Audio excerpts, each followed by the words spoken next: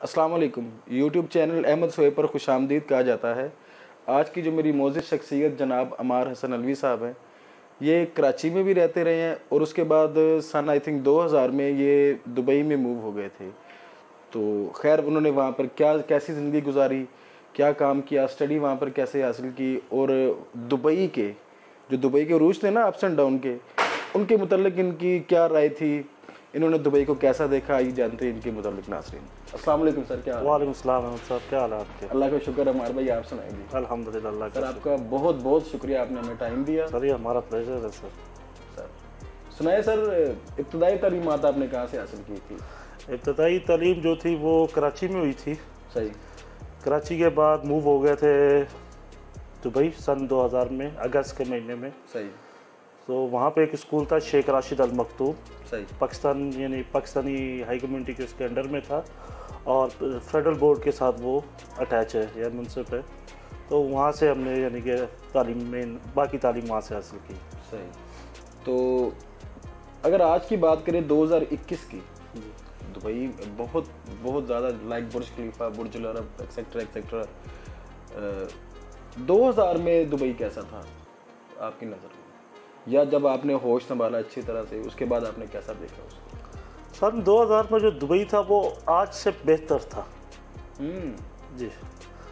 उस वक्त वसाइल थोड़े थे उनके पास, लेकिन रोज़गार आवाम को देने के लिए बहुत ज़्यादा थे। आज उनके पास वसाइल बहुत ज़्यादा है, स्किल नहीं है उनके पास। उन्होंने कुछ जो वक्त के साथ साथ जो चेंजिंग की है उसमें वो थोड़ी सी गलतियां कर गए। सही। मसलन उन्होंने स्किल बंदे को साइड पे किया। उन्होंने बोला भाई हमारा बंदा, लोकल बंदा इस पोस्ट पे बैठा होना चाहिए, जिसको किसी चीज़ का इल्म ही नहीं है। जिसको किसी चीज़ का इल्म नहीं है। तो अब एक प्रोफेशनल बंदा, उसको एक एक चीज़ का पता है, उसको आप बिठा दो नीचे, आप अगले को ऊपर बिठा दो, अनाड़ी बंदे को बिठा दो, उसको क्या पता चलेगा कि ये क्या है। तो इस वजह से उस दौर के अंदर ये कानून नहीं था। जब शेख जायद जिंदा थे तो उनका एक पाकिस्तानियों के लिए एक मोहब्बत थी। सही। शेख जायद की दिली मोहब्बत पाकिस्तानियों के साथ बहुत थी। वो एक बात कहा करते होते थे, अल्लाह ना करे कि दुबई में यूएई में जंग हो जाए। तो आपने जिन अरबियों को ये पासपोर्ट दिए हुए हैं ना, इन्होंने कंदूरे उठा के भागना है, लड़ेंगे आपके लिए ये पाकिस्तानी। सही बात। खास करके पठान, देखो वो पठानों को बहुत पसंद करता था। तो उस दौर में वो आवाम ज़्यादा खुशहाल थी। आज कंपनियां ज़्यादा बन गई हैं, कंपटीशन बहुत ज़्यादा हो गया, रोज़गार ख़त्म हो गया है। पहले वहाँ पे ये होता था कि आपके पास कोई काम भी नहीं है ना, आप प्राइवेट टैक्सी चला सकते थे।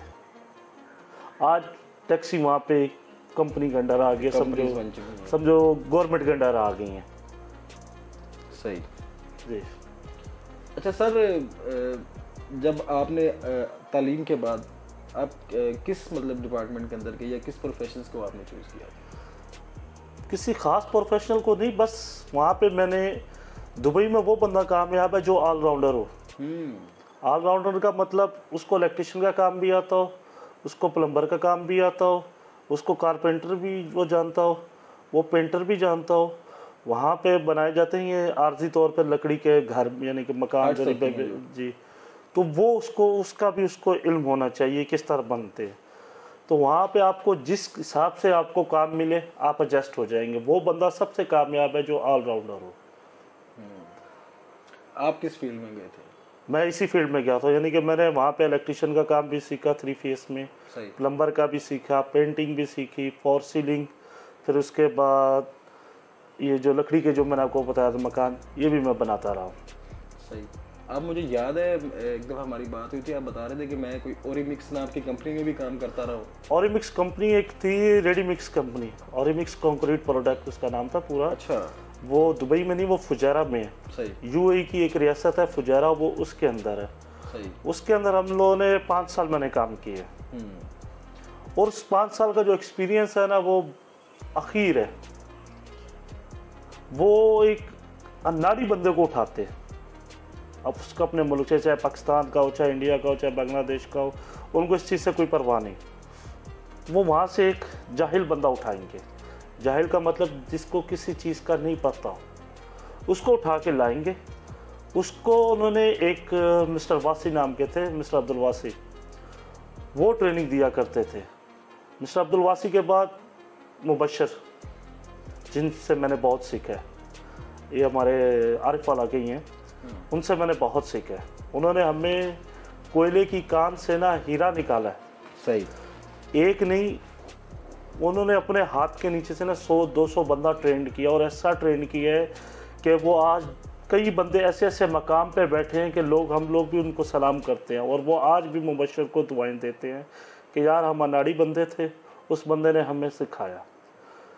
उसमें पाकिस्तान में जो कंक्रीट होती है, वो दुबई वाले अगर उसको बल्दिया में चला जाए ना, वो उसको बोलेंगे पूरी बिल्डिंग तोड़ दो।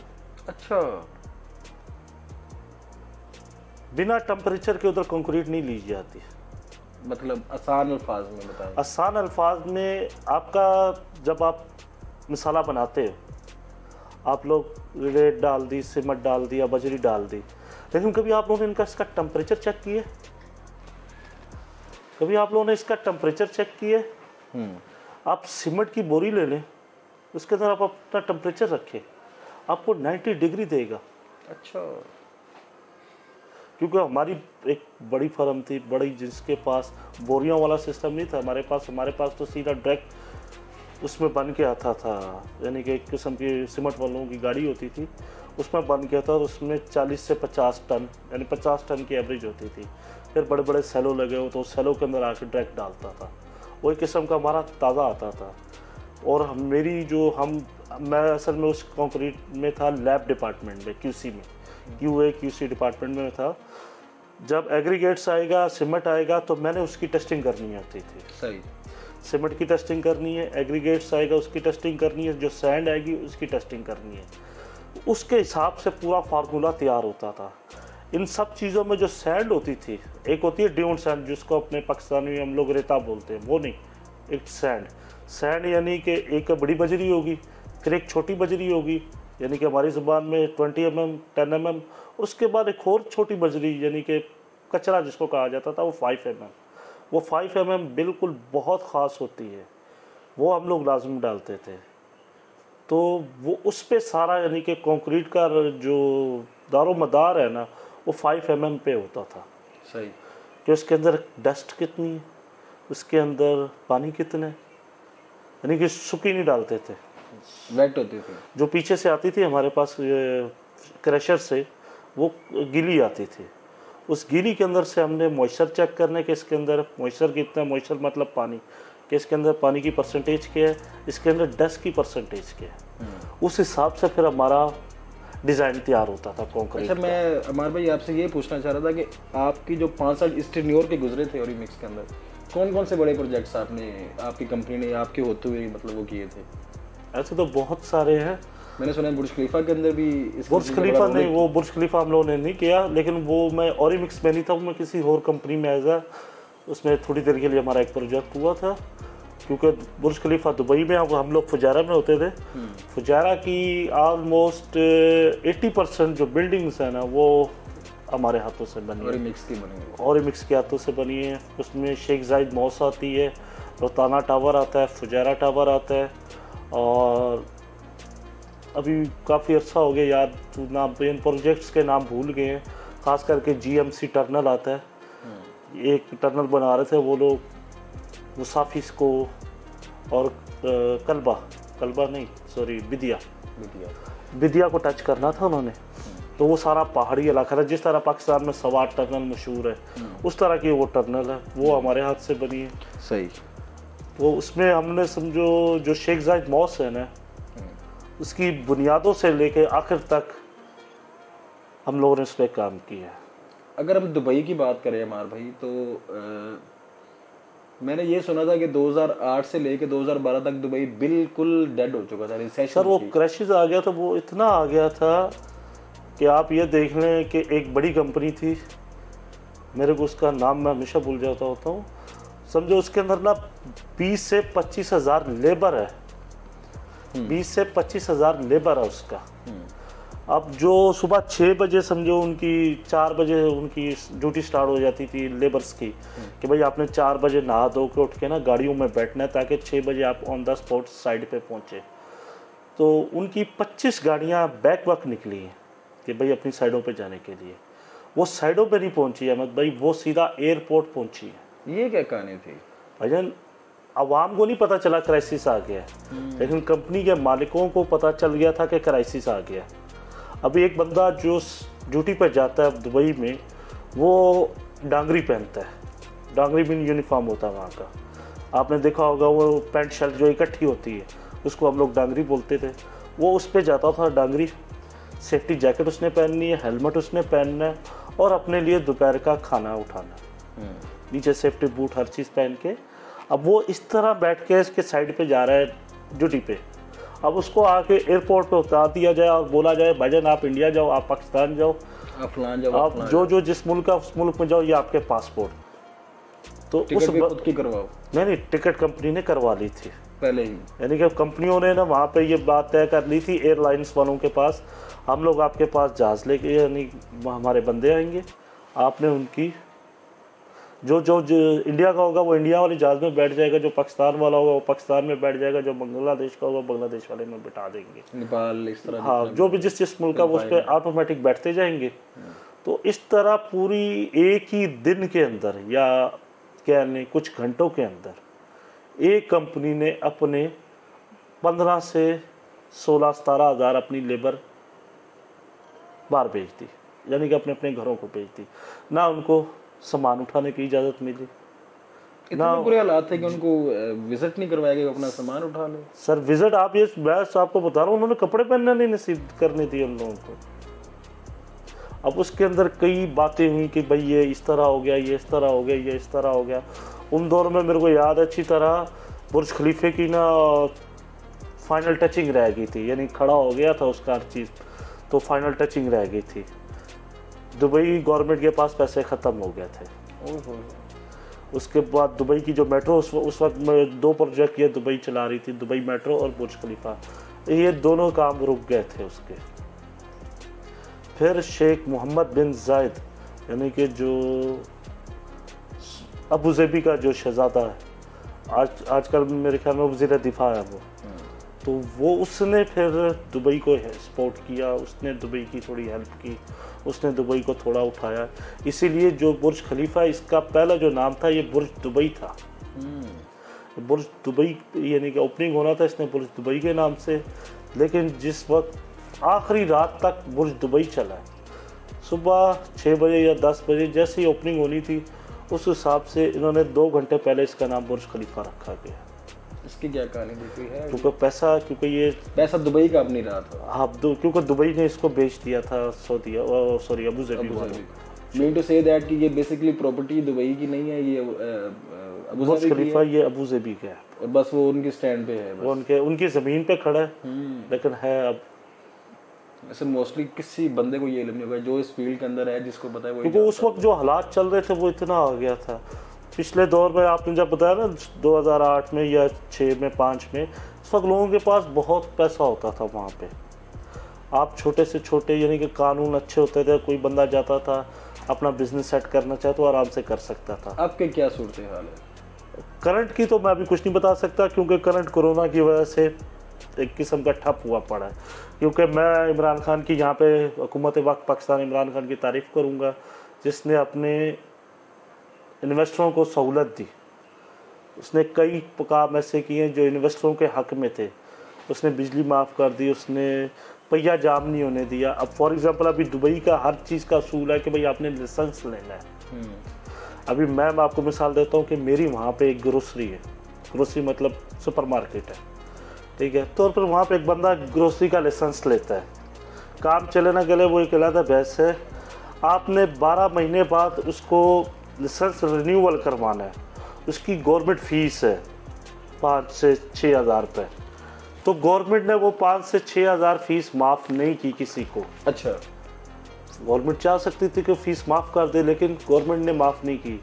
ये तो एक छोटी सी ग्रोसरी बकाले की मैं आपको इसलिए मिसाल दे रहा हूँ कि बाकी जो बड़ी कंपनी है ना, जो फुल पेट्रोलियम है या गैस वालों की है या जो भी बड़ी इंडस्ट्रियाँ हैं, उनका जो लाइसेंस है ना वो सबसे महंगे होते हैं। किसी का 2 लाख का, 3 लाख का, 4 लाख दिरहम, 5 लाख दिरहम का लाइसेंस बनता है। हमारी इस बात की तो हमें समझ आ गई है, समझ आ रही है।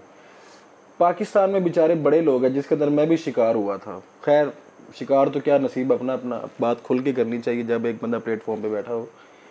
यहाँ से बंदों को लेकर जाते हैं आगे, जनाब उनकी कहानी कुछ और होती है, सब्ज़ बाग दिखाए जाते हैं, ठीक है जी। मैंने बड़े केसेस देखे हैं, आगे से जनाब सीन कुछ और चल रहा होता है। इसका ये होता है अहमद भाई, आपको ये कहा जाता है कि भाई आप, एक मिनट अमार भाई, एक सवाल ये था कि एक्चुअल जो वीज़ा हमें यहाँ पे एक बंदे को प्रोवाइड करते हैं जी 3 लाख का, 5 लाख का, 10 लाख का, किसी भी एक ह्यूज अमाउंट का, मुझे सिर्फ ये बताएं कि वो वीज़ा इतना महंगा क्यों होता है, जबकि उसके पीछे से हकीकत क्या होती है। मैंने ये सुना है कि वो कंपनीज को फ्री मिलता है, आगे वो स्पॉन्सर करती है, फिर वो जिसको बुलाना होता है उस बेचारे से पैसे लिए और अपने आगे बात चला दी, पैसे कमाते। जो कंपनीज है ना वो वीज़ा फ्री इशू करती है, जो बड़ी कंपनी है। जो छोटी कंपनी है उनको अपनी जेब से पैसा देना पड़ता है। 3000 दिरहम मैंने सुना है कि वो 3000 दिरहम उसका बल्दिया लेबर का स्कूटी है। उसके बाद 500 उसकी आपकी इमिग्रेशन की फ़ीस है, कोई मेडिकल की फ़ीस है, कोई ये फ़ीस, एक टोटल पर दुबई के 7,500 रुपये का एक वीज़ा बनता है, ठीक है। लेकिन लोग अभी जैसे मिसाल के तौर पर मुझे एक वीज़ा मिलेगा, अभी मेरे भाई ने बोला यार मैंने दुबई जाना, मैं बोलूँगा ओके भाई मैं आपको इतने पैसे दे दूँ, आप आ जाओ। अब मैं कंपनी से 7,000 का लूँगा, आपको मैं 10,000 का बेच दूँगा, यानी 10,000 मतलब 2-2.5 लाख रुपये ही हो जाते हैं। जो आपका दूसरा सवाल है जो सब्ज़ बाग वाला, वो ये होता है पाकिस्तान में रोज़गार बहुत थोड़ा है लेकिन जितना अच्छा होना चाहिए। दुबई में आपको बताया जाता है कि भाई 40,000, 50,000, 60,000 आपकी तनख्वाह होगी, आप चलो, आप बोलते हैं यार 60,000 इधर तो मैं 12, 13, 15,000 कमा रहा हूँ। आपको वो पूरी कहानी नहीं बताते। 60,000 में आपको रिहाइश भी खुद लेनी पड़ेगी, खाना भी आपको 3 टाइम खुद खाना पड़ेगा, ट्रांसपोर्ट भी आपको 3 टाइम खुद, यानी कि जहाँ तक आप जाओगे ट्रांसपोर्ट आपको खुद लेनी पड़ेगी। अभी अगर आप बेड स्पेस लेते हैं, समझो एक रूम के अंदर आप लोग 8-10 लोग रह रहे हैं, वो बेड स्पेस 2 मरले का रूम होता है, 8-10 लोग होते हैं। हाँ, यानी 8x8 का या 10x10 का जो रूम होता है, तो उसके लिए वो लोग फिर एक बंदा मिलकर रूम ले लेता है, तो उसमें फिर 10-15 बंदे मिलकर रहते होते हैं, 10-15 बंदे मिलकर लोग रहते होते हैं, तो वो फिर आपस में डिवाइड कर लेते हैं, 200, 250, 300 यानी पर रूम आता है। अब मतलब अपनी लाइफ एक सिंपल क्यूरी में इसको कर देते हैं। उसमें सिंपल थ्योरी ये है कि भाई आपको 60,000 देंगे, 60,000 में आपका 20,000 रूम का किराया, 10,000 आपका खाने का है, 40,000 में 10,000 आपका समझो पब्लिक ट्रांसपोर्ट है और 5,000 आपका मोबाइल है। उसके बाद आपके पास 10-15,000 रुपये बचता है। सही। अच्छा अमार भाई, बात में मुझे आपकी सारी समझ आ गई, लेकिन मैं आपसे ये जानना चाह रहा था, अपने नाजरीन देखने वालों को, बेचारे जो पैसा लगाते हैं, आखिर उनको पता होना चाहिए ना कि क्या चीज़ चल रही है। बेसिकली आप इस काम के अंदर रहे हैं, आप एक अच्छे ओहदे पर भी काम करते रहे हैं, आप काइंडली ज़रा थोड़ी सी ना हमें वीज़े जो प्रोसीजर है ना, जो प्रोसेस है, उसके मुतालिक बता दें। उसके मुतालिक यह है कि मैं एक कंपनी में काम करता था, अल इस्लामी स्टार टूरिज्म एंड कार्गो। उनका जो बेसिक काम था वो CCTV कैमरे, दूसरा लाइसेंस उनके पास था टूरिज्म वीज़े देना। सही। तो उसमें मैं एज ए PRO था, यानी पब्लिक रिलेशन ऑफिसर। वहाँ हर कंपनी का एक PRO होता है, जो सरकारी डिपार्टमेंट का काम सिर्फ PRO ही करेगा और कोई बंदा नहीं करेगा, चाहे CEO है, मालिक तक भी नहीं जाएगा, सिर्फ PRO जाएगा। तो PRO की हैसियत से मैंने वहाँ पर 2-2.5 साल काम किए। उस पर जो फीस होती है, आप देखें 3,000 रुपये सिक्योरिटी डिपॉजिट होती है, जो कंपनी ने पे करनी होती है मिनिस्ट्री ऑफ लेबर को। सही। ठीक है। पहले जब वीज़ा डाला जाता था, कोटा अप्रूव किया जाता है उसको कि भाई कंपनी को बाकी बंदे की ज़रूरत है या कंपनी ड्रामा कर रही है। सही। वो कोटे की अप्रूव यानी कि रिक्वेस्ट डालती है। अच्छा। रिक्वेस्ट डाल के वो लेबर आती है, आके चेक करती है, यानी कि टोटल 7-8 हज़ार रुपया खर्चा होता है, ये जेन्युइन है। ठीक है। बाकी ऊपर जो एजेंट है 7-8 हज़ार दिरहम, मतलब 7-8 हज़ार दिरहम जो एजेंट है वो अपनी मर्जी से लेते हैं। हाँ, जो बड़ी कंपनी है जिस तरह फाइन है, ये है, वो फ्री में देते हैं वीज़े। आगे एजेंट आप किसी को 1.5 में दे देते हैं, 2 में दे देते हैं, वो एजेंट का कमीशन होता है। अच्छा मार भाई, आपकी बड़ी ना इंटरेस्टिंग स्टोरीज हैं, मुझे आप थोड़ा सा वो किस्सा सुना दें नाज़रीन को, देखने वालों को थोड़ा सा काम इंटरेस्टिंग होगा। जब आप गाड़ी चला रहे थे और गाड़ी की बिल्कुल कचरा हो गई थी लेकिन आप जिंदा रह गए थे, इस तरह के 3-4 वाक़यात हुए थे, वो थोड़ा सा आवाम के साथ शेयर करें। इस तरह के टोटल 3 वाक़ये हुए हैं। 2 वाक़ये तो यानी सबको पता है, एक वाक़या आज तक किसी को नहीं पता। मतलब आप पूरी दुनिया को बताना चाह रहे हैं? नहीं, मैं उसको आज भी पेंडिंग में रखना चाहता हूँ क्योंकि वो बहुत थोड़ा सा एक एहसास मसला हो गया था।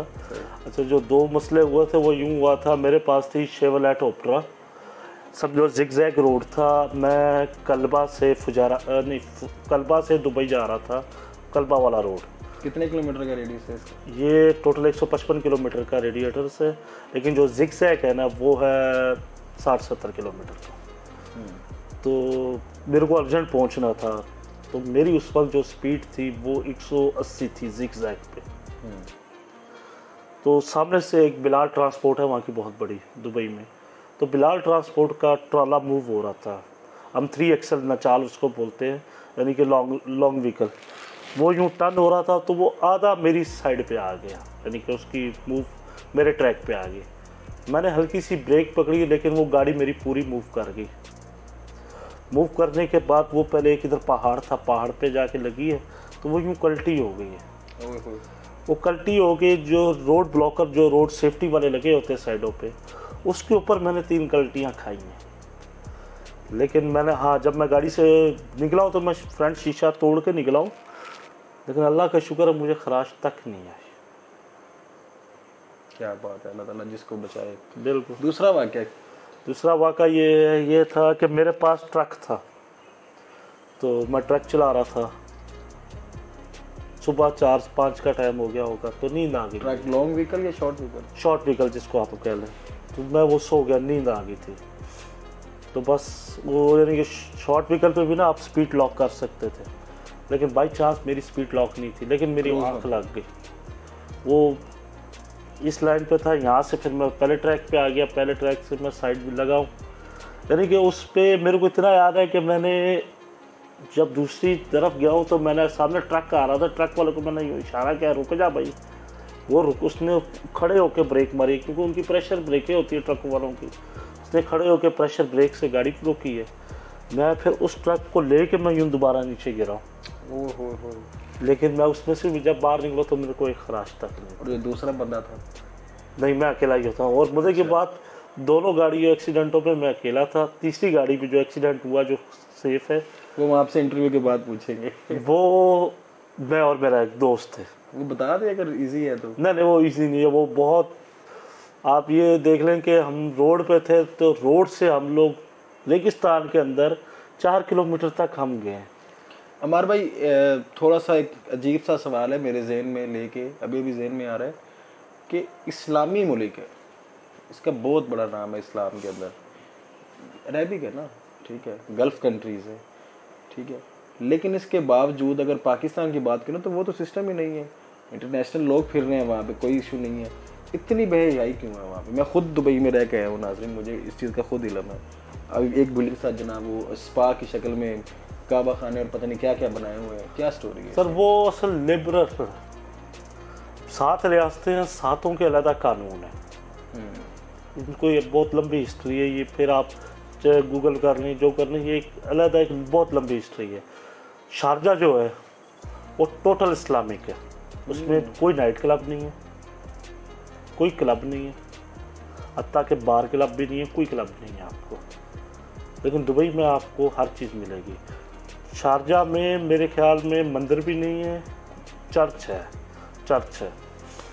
है, मंदिर वगैरह कोई नहीं है। लेकिन दुबई में बार दुबई एक एरिया का नाम है, बार दुबई देखा हुआ मेरा वो भी। तो वहाँ पे रूरल कोर्ट ऑफिस है, यानी शेख मोहम्मद बिन राशिद उनका ऑफिस है।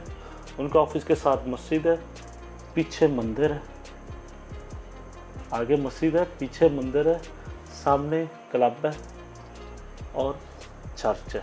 आपकी मर्जी, जहाँ आपने जाना जाओ। बस वो बोलते हैं आपकी वजह से किसी को तकलीफ नहीं होनी चाहिए। पिक्चर भी नहीं किसी की खींचने देते, किसी की पिक्चर भी, पब्लिक आप तस्वीर नहीं खींचने देते। और जितना आपने इस्लाम का पूछा, इस्लाम जितना पाकिस्तान में है ना, उतना दुबई में नहीं है। ये इसकी। अबू ज़ैबी का क्या स्टोरी लगे? वो कैपिटल भी है यूएई। अबू ज़ैबी शेख एरिया, नवाबों का शहर, जिस तरह हमारा बावलपुर नवाबों का शहर कहलाया जाता है ना, अबू ज़ैबी आप जाओ तो आपको पता चलता है वाकई यार मैं नवाबों के शहर में घूम रहा हूँ। मतलब वो दुबई जैसी खचखच नहीं है? हाँ, दुबई जैसी खचखच है। अच्छा। लेकिन उसने एक प्लानिंग के साथ की है, खुला डुल्ला, बिल्डिंग्स देख के पता चलता है, रहन सहन देख के पता चलता है। जिस तरह पाकिस्तान में आप इस्लामाबाद चले जाएं, आपको पता चलता है कि भाई मैं वाकई कैपिटल में घूम रहा हूँ। वो उसी तरह आपको अबू ज़ैबी भी महसूस होगा मैं कैपिटल में घूम रहा हूँ, क्योंकि उसके कानून अलग है, उसकी हर चीज़। हमारे साथ अमर भाई, आप 2014 से 2020-21 तक, ये भी आपके वीज़ा दोबारा करने की जैसे नहीं लग रही, मेरा खुद का अटका हुआ है, खैर मैं तो खुद ही नहीं जा पा रहा हूँ। अमर भाई सीन ये है कि ये जो 6-7 साल गुजरे हैं, मैंने सुना था कि आपका एक इशू हुआ था सेम नाम का, तो काइंडली वो लास्ट पे आप थोड़ा सा शेयर कर दें और आवाम को एक दुबई के नाम वाले से एक पैगाम दे दें, फिर हम क्लोज करते हैं। दुबई में एक बहुत बड़ा मसला होता है, हर बंदे के साथ ये मसला पेश आता रहता है। उसको बोलते हैं, आप जब वीज़ा सबमिट करते हैं तो वो बोल देते हैं भाई ब्लैक लिस्ट है। ब्लैक लिस्ट पे क्यों है भाई? आपका पासपोर्ट नंबर जो है ना वो ब्लैक लिस्ट पे डाला हुआ है। आप बोलते हैं यार ऐसे कैसे हो गया, मेरा तो फर्स्ट टाइम है। लेकिन जब आप इमिग्रेशन में जाते हो पता करने, तो पता चलता है सेम पासपोर्ट नंबर किसी इंडियन का या किसी फ़लस्तीन का या मिस्र का या कनेडियन का या युगांडा वालों का, वो ब्लॉक है, उसकी वजह से आप भी ब्लॉक हो जाते हैं। और ये काफ़ी यानी इनको मसला है, बहुत इनको देखना पड़ता होता है, ये हर बंदे के साथ हो जाता होता है। तो जो आखिरी बात है वो ये है कि आपको अगर पाकिस्तान के अंदर 40,000 50,000 की ऑफ़र आ रही है ना, दुबई आपको 1.5 लाख भी बोले ना तो नहीं जाना। उसकी वजह ये है कि आपको वो सिर्फ 1.5 लाख बताते होते, लेकिन बाकी 1.5 लाख के ऊपर खर्चे नहीं बताते। मसलन आपकी रिहाइश, आपका खाना, आपका फ़ोन, आप फिर आप ऊपर से दुबई की सख्त गर्मी, आप सख्त गर्मी में। मैं जब खुद गया हूँ ना, 10 जनवरी को गया था मैं, बड़ी ना यहाँ पे कोहरा था, वहाँ उतरा हूँ, टी शर्ट में उतरा हूँ, कोट पहना हुआ था, उतार दिया, कितनी गर्मी लग रही थी। खैर भी वाकई आपकी बातें सारी सच्ची हैं सर, बहुत शुक्रिया सर, आपने अपना कीमती वक्त दिया। Thank you.